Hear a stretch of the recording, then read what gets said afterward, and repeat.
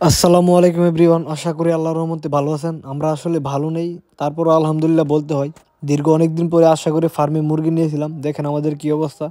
প্রায় প্রত্যেক দিন 50 থেকে 60টা, আরও বেশি, প্রায় 70-80টার মতো দৈনিকই মারা যাচ্ছে। এই যে এখানে দেখেন প্রায় রয়েছে আপনার 50টার উপরে রয়েছে এখানেই, ঠিক আছে। বস্তা দিয়ে ভরে দুইজনে নিতে পারি না, এত মুরগি, যা বলার বাইরে। ঠিক আছে, দেখেন খামারের কি অবস্থা। তো এই সমস্যার প্রধান কারণ হচ্ছে আমি, ঠিক আছে, আমার পুরা দোষ আমার। কারণ আমাদের খামারের পর্দা ব্যবস্থা ছিল খারাপ, ফার্স্ট কথা। এবং আপনার অনেক দিন পরে মুরগা নিয়েছি, তো মানে প্রায় 6 মাস পরে মুরগা নিয়েছি।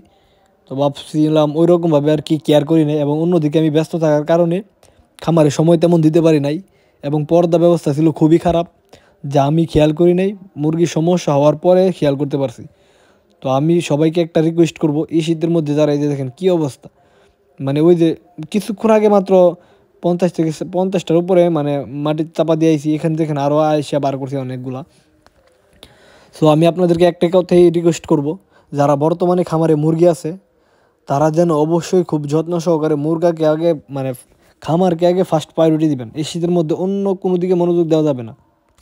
আমাদের মুরগার কিন্তু অন্য কোনো সমস্যা না, ঠিক আছে, শুধু ঠান্ডা। এই ঠান্ডাটা লাগার প্রধান কারণ হচ্ছে, আমি যতটুকু বুঝতে পারছি, পর্দা ব্যবস্থা। আমাদের পর্দাগুলো আপনাদের অনেক পুরাতন হয়ে গেছে, ফার্ম দেওয়ার পরে আর পর্দা পরিবর্তন করি নাই। পর্দা অনেক দিক দিয়ে আপনার সিরা ছিল, এই জন্য মনে হয় কুয়াশায় মুরগি ঠান্ডা লেগে গেছে। তো আমরাও তেমনভাবে খেয়াল করতে পারি নাই। কিন্তু এক মানে কি কি- কি- কথা আছে না, যে বিপদ যখন আসে তখন আপনার রিজিকে যেটা থাকবে এটাই হবে, এটা মেনে নিতে হবে। তো আমাদের এই আজকে কিন্তু আপনার মুরগি বিক্রি করার পরে কিন্তু আমি বয়সটা দিতেছি, ভিডিও আগে করা ছিল। তো ভিডিও করার একদিন পরে আমরা মুরগিগুলো বিক্রি করে দিয়েছি, কারণ রাখার আমাদের সুযোগ ছিল না। তো আমাদের বিরাট অঙ্কের একটা লস হয়েছে। অবশ্যই আমাদের জন্য সবাই দোয়া করবেন, যেন এটা রিকভার করে ফেলতে পারি দ্রুত। আর বর্তমানে যারা মুরগি নেবেন, অবশ্যই ঠান্ডা থেকে বাঁচিয়ে রাখার চেষ্টা করবেন।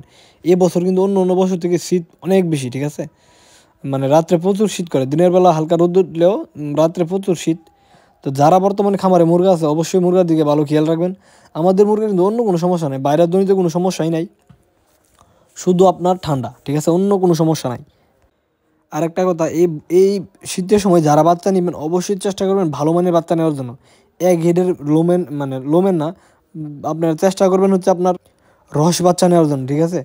অবশ্যই এক গ্রেডের বাচ্চাগুলো নেবেন, এবং তাপমাত্রা ঠিক রাখা, বাচ্চা কিন্তু তাপ হয়ে যাবে। আমার এই বাচ্চা তাপ, আমার মনে হয় যে আমি তো অনেক দিন পরে মুরগি নিয়েছি, তাপটাও মনে হয় আমার কম বেশ হয়েছে আর কি।